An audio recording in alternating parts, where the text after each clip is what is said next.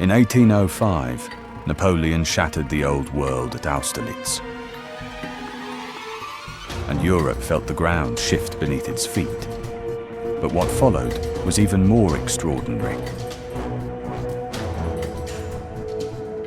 Crowns were reshaped, empires dissolved, and an entire continent bent under the will of one man.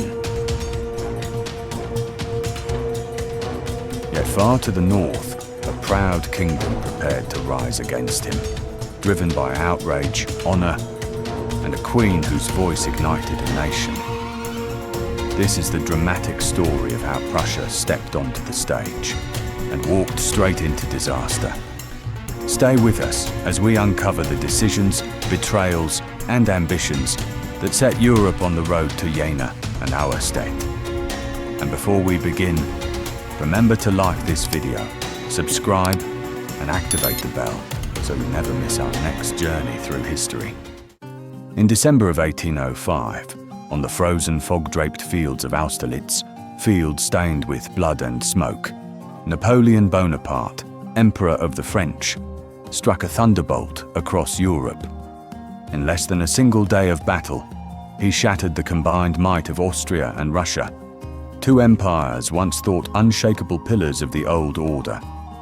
And as the sun dipped behind the hills of Moravia, the outcome was unmistakable. From that moment on, Napoleon held the fate of the continent in his hands. Austerlitz was more than a victory. It was a proclamation, a declaration that the ancient feudal balance of Europe was cracking apart, and that a new era, the era of revolutionary France and of Bonaparte's soaring ambition, was being written right there on the battlefield. And Napoleon did not allow a single moment to go to waste. Just 2 months later, in February 1806, he set about reshaping the map of Europe to his will. An army under Marshal Massena was dispatched south into Italy, tasked with toppling the King of Naples, a ruler foolish enough to side with Britain and Russia. That crown was promptly placed on the head of Napoleon's brother, Joseph. Farther north, his brother Louis was installed as king of the newly created Kingdom of Holland. To Napoleon, Europe was not merely a landscape, it was a political chessboard, and he was the grandmaster rearranging its pieces. In Germany, he elevated loyal allies such as Bavaria and Württemberg from middling duchies into full kingdoms, tokens of gratitude, but also moves in a far larger game. Behind these gestures, Napoleon was weaving an intricate web of influence across Central Europe. The culmination of this plan was the creation of the Confederation of the Rhine, a coalition of German states that, on paper, remained sovereign, but in reality lived in the long shadow of France. Napoleon crowned himself its protector, and the Confederation was bound to supply 60,000 troops to his Grande Armée. If Austerlitz had shaken the continent, the Confederation of the Rhine delivered the crushing blow. Confronted with this new political reality, Emperor Francis of Austria was forced to perform an act that echoed through 1,000 years of history. He dissolved the Holy Roman Empire, a realm founded by Charlemagne himself, wiped away with a single decree. For the Austrians, it was a humiliation deeper than any battlefield defeat. For Napoleon, it was proof that Europe had entered a new age, one in which he alone stood at its center. But Napoleon's empire was never built on peace. Beyond the shores of France, Britain still ruled the waves, determined to choke off his ambitions at sea. To the north, Russia and Sweden remained hostile, watching his every move. And by the summer of 1806, the focus of the European crisis drifted toward one kingdom in particular, Prussia. King Frederick William III of Prussia had long watched Napoleon with a mixture of suspicion and dread. The disaster of Austerlitz sent shockwaves through Berlin. Some advisors urged the king to join the coalition against France, but hesitation, fear, and a lingering sense of shame kept Prussia on the sidelines.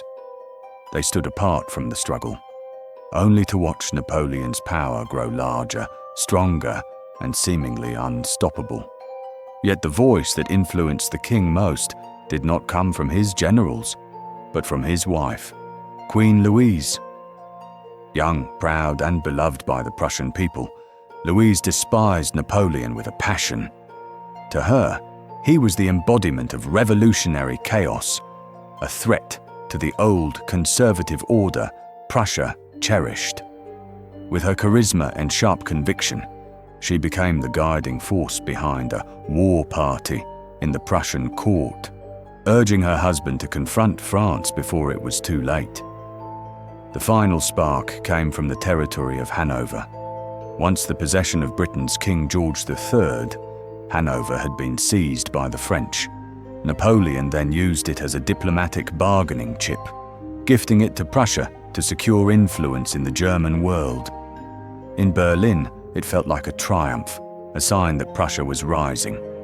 But soon, an uncomfortable truth surfaced. Behind closed doors, Napoleon had quietly offered to return Hanover to Britain in exchange for peace.